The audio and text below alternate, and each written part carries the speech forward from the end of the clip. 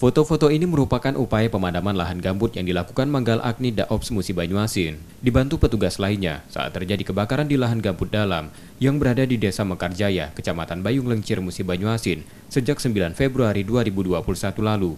Hingga 11 Februari 2021, petugas gabungan Manggala Agni, TNI, dan polisi masih melakukan pemadaman karena masih ada sisa asap. Luas lahan terbakar mencapai 9 hektar dengan kedalaman gambut 30 cm. Penyebab kebakaran masih diselidiki polisi. Pengamatan petugas, kondisi lahan sempat kering setelah tidak turun hujan selama sepekan di daerah tersebut. Cuma dari visual kami dapatkan teman-teman dari lokasi memperlihatkan memang kondisi di lokasi sangat kering. Mungkin karena beberapa hari tidak hujan, cuma tadi malam sudah hujan.